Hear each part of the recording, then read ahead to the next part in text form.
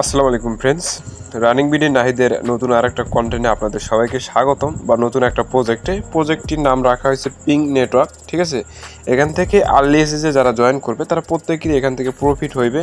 তাদের যেটা নাম রাখছে বা প্রজেক্টের নাম রাখছে পিং নেটওয়ার্ক। এখান থেকে সিম্পলি আপনারা গেট গ্রাস থেকে যেভাবে রান করেন বা হোয়াট মাইনিং থেকে, এখান থেকে মাইনিং করা লাগে না, এখান থেকে গেট গ্রাস থেকে যেভাবে আপনারা যেরকম অ্যাক্টিভভাবে কাজ করেন সেটার উপর ডিপেন্ড করে কিন্তু আপনাদের টোকেন এখান থেকে রান হইবে। এখান থেকে তাদের ব্যাকেটে যদি দেখেন সোলোনা তাদেরকে নিজেই কিন্তু ব্যাকেট করতেছে। এখান থেকে দেখেন ব্যাকেটে আছে। এখন সিম্পলি দেখেন এখান থেকে কীভাবে আপনার টোকেনটা রান করবেন, কি ক্যালকুলেশনে তাদের টোকেনটা দিবে, সম্পূর্ণ প্রসেস কিন্তু আজকে ভিডিওর মাধ্যমে আপনাদেরকে দেখা দেবো। সেজন্য মাস্টবি ভিডিওটা লাস্ট পর্যন্ত দেখবেন।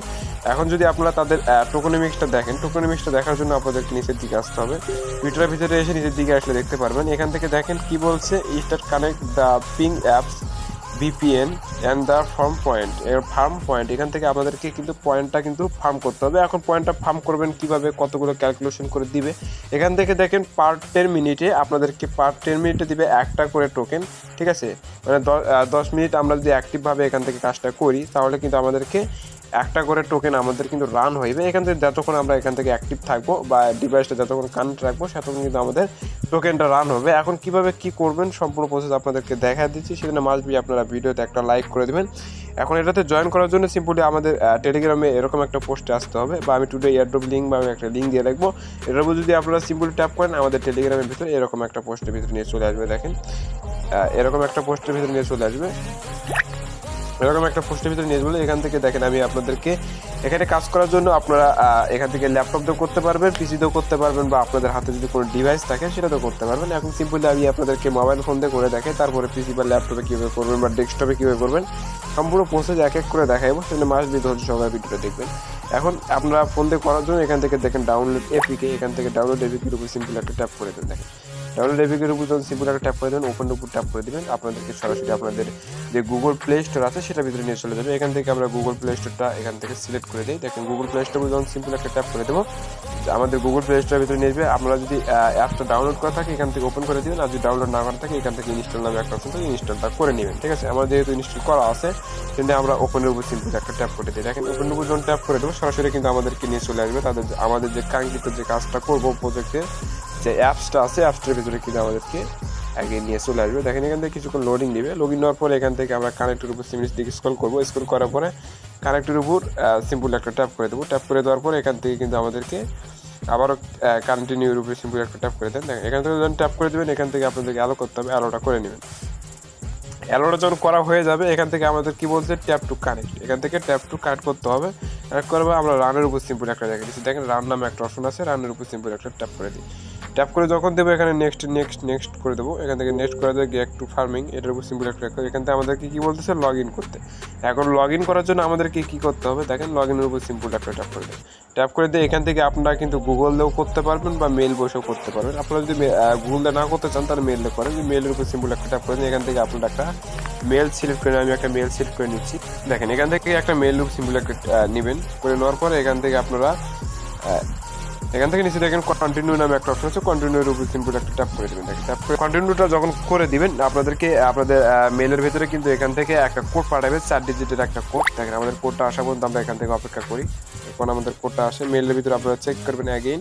চেক করলে কিন্তু দেখেন এখান থেকে কিন্তু আমাদেরকে কোডটা দিয়ে দিচ্ছে। এখানে কোডটা কত আমাদের, এখান থেকে আমাদের কোডটা হচ্ছে 8980 আমরা এখান থেকে ট্যাপ করি 8980। দেখেন আমাদের কানেক্টের উপর সিম্পল একটা ট্যাপ করে দিই। ট্যাপ করে দেওয়ার সঙ্গে সঙ্গে কিন্তু আমাদের কাজটা করে এখান থেকে কিন্তু আমাদের অ্যাকাউন্ট ক্রিয়েট করা হয়ে গেল। এখান থেকে আমাদেরকে কি বলতেছে দেখেন, your bonus run for referral code unlock your 10% boost and restart running dot. এখান থেকে যদি আমরা রিফার কোডটা ইউজ করি তাহলে কিন্তু আমাদেরকে এক্সট্রা 10% বুথ দিবে যদি আমরা 100টা টোকেন রান করি। দেখেন এখান থেকে যদি আমরা 100টা টোকেন রান করি তাহলে আমাদেরকে কিন্তু তারা 10টা অ্যাড করে দিয়ে 110টা সর্বমোট কিন্তু এখান থেকে আমাদেরকে টোকেন দিয়ে দিবে। ঠিক আছে, এখান থেকে যদি আমরা রিফার কোডটা ইউজ করি তাহলে কিন্তু আমাদের আলাদা একটা বেনিফিট হয়ে যাচ্ছে। যে রিফার কোডটা ইউজ করবে সেও 10টা পাইবে, আর যার রিফার কোডটা ইউজ করবেন সেও কিন্তু 10টা পাইবে। আপনারা চাইলে আপনাদের যদি ফ্রেন্ড থাকে তাহলে আপনারা কিন্তু এখান থেকে রিফার করতে পারেন।